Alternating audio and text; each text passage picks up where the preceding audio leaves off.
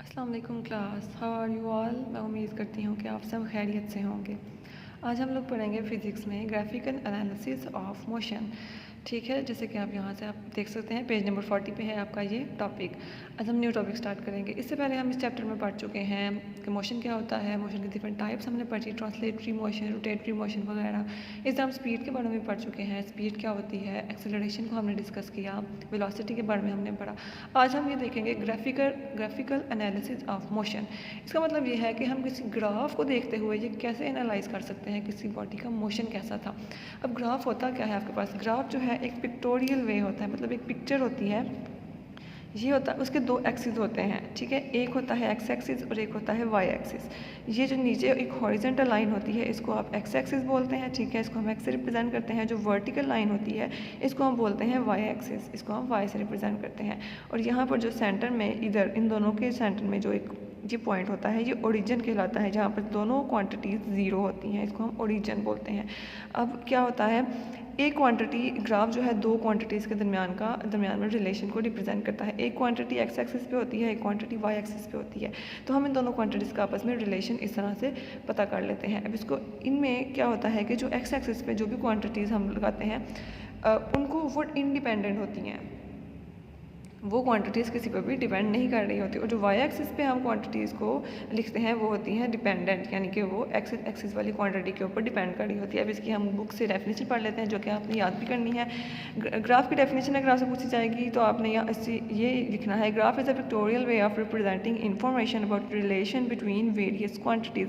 Pictorial way है किस चीज़ को रिप्रेजेंट करने के लिए, दो क्वान्टिटीज़ के दरमियान में कोई भी इंफॉर्मेशन अगर आपको चाहिए तो आप आप ग्राफ बना के दोनों क्वांटिटीज़ को रिप्रेजेंट इस तरह से कर सकते हैं।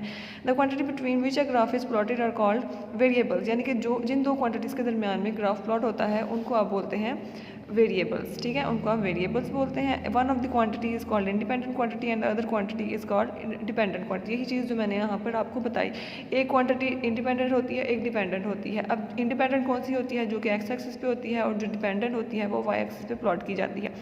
अब आगे आपके पास डिफरेंट टाइप्स हैं कि अब हमने वो वेरिएबल्स कौन से हैं, अब हमने कब बताया ना कि जिन दो क्वांटिटीज़ के दरमियान में ग्राफ को प्लॉट किया जाता है वो क्या होते हैं, वेरिएबल्स, उनका नाम वेरिएबल्स होता है। यानी कि एक्स और वाई पे हम लोग जिन क्वांटिटीज़ को मतलब लिखते हैं वो वेरिएबल्स होते हैं। अब आपने डिफरेंट वेरिएबल्स लेकर तो चेक करना है कि इन दो क्वांटिटीज़ के दरमियान में क्या रिलेशन बना है। सबसे पहले इन्होंने किस चीज़ का ग्राफ बनाया है, डिस्टेंस टाइम ग्राफ। डिस्टेंस और टाइम के दरमियान में ग्राफ बनाया है। इसका क्या मतलब हो रहा है यहाँ पर कि डिस्टेंस और टाइम के दरमियान में यहाँ ग्राफ बनेगा, यानी कि एक जो हॉरिजॉन्टल एक्सिस है उस पर एक क्वांटिटी डिस्टेंस और टाइम में से होगी और एक क्वांटिटी यहाँ पर वाई एक्सिस के ऊपर होगी। यह है डिस्टेंस टाइम ग्राफ।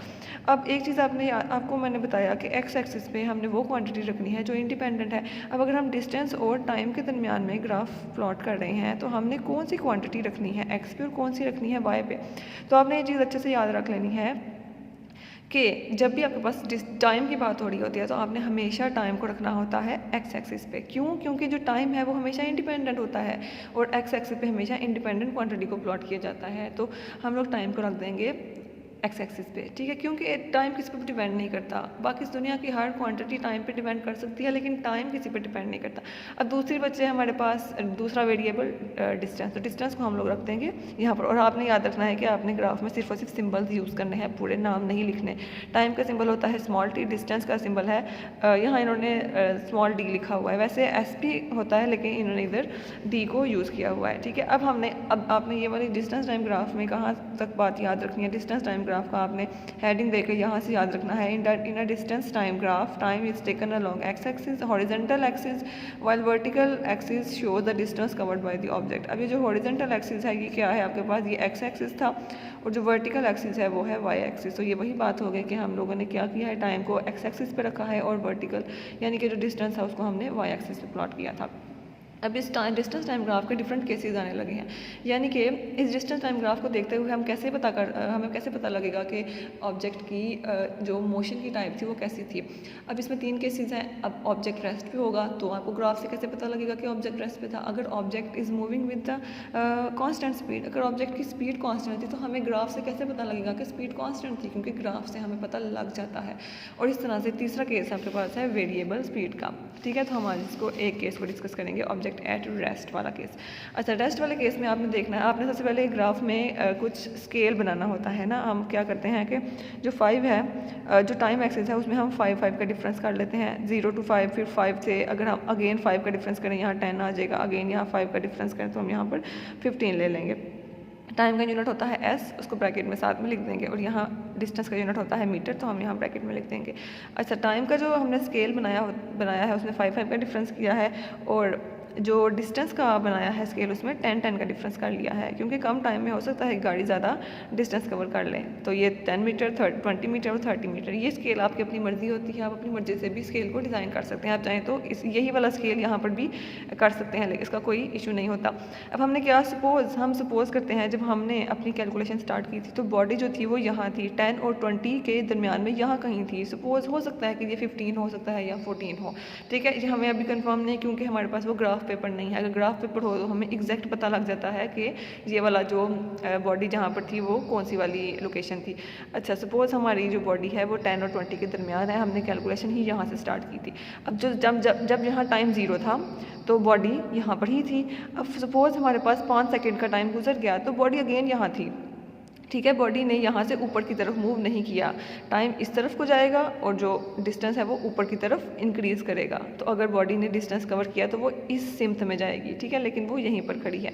अब आपने क्या करना होता है, ग्राफ में जो एक्स एक्सिस और वाई एक्सिस में जो क्वांटिटीज़ हैं उन दोनों को कंबाइन करके एक डॉट लगाना होता है। यानी कि अगर मैं यहाँ 5 से ऊपर की तरफ जाऊँ, ठीक है, और ये यहाँ से मैं इस तरफ को आऊँ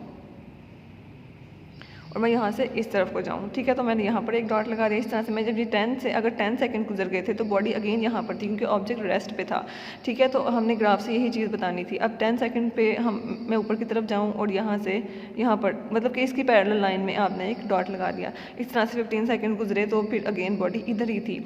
अब यहाँ से हम इन डॉट्स को ज्वाइन कर देंगे तो हमारे पास एक लाइन आ गई है which is parallel to time axis. अब इस पैरेलल टू टाइम एक्सिस जो हमारे पास स्ट्रेट लाइन आ गई, ये स्ट्रेट लाइन हमें ये बताती है कि ऑब्जेक्ट इज़ एट रेस्ट, ठीक है। तो आपने ये इसको अच्छे तरीके से याद रखना है। ऑब्जेक्ट इज़ एट रेस्ट है जो, इसको आपने याद रखना है इन अ ग्राफ। ये वाला बेशक ना लिखिएगा। Distance moved by the object with time is 0, that is the object is at rest. Thus a horizontal line parallel to time axis on the distance time graph shows that the speed of the object is 0. जाहिर है अगर हमारे पास क्योंकि देखिए उसने कहा था कि स्पीड 0 है, स्पीड उसने कहा है कि speed of the object is 0. अब हमें इस ग्राफ से कैसे पता लगा कि स्पीड 0 है, क्योंकि क्या था कि ऑब्जेक्ट जो है वो मूव ही नहीं कर रहा, डिस्टेंस वो चेंज ही नहीं कर रहा. तो स्पीड आपके पास कब आती है? जब डिस्टेंस चेंज होता है. चेंज ऑफ डिस्टेंस आपके पास स्पीड देती है. जब डिस्टेंस चेंज ही नहीं हो रहा तो जो स्पीड है वो 0 होगी. तो आपने इसको अच्छे तरीके से पढ़ना है. जो मैंने ये चीज़ें आपको मार्क कराई हैं ये आपने याद रखनी है. ग्राफ की डेफिनेशन भी अच्छे तरीके से याद करनी है. उसके बाद डिस्टेंस टाइम ग्राफ को यहाँ से यहाँ तक याद करना है. उस ऑब्जेक्ट एट रेस्ट है जो, इसका आपने ये पैराग्राफ याद रखना है बुक से, और ये ग्राफ आपने यहाँ से ड्रॉ कर देना है. ठीक है, तो इसको अच्छे तरीके से पढ़िए और अल्लाह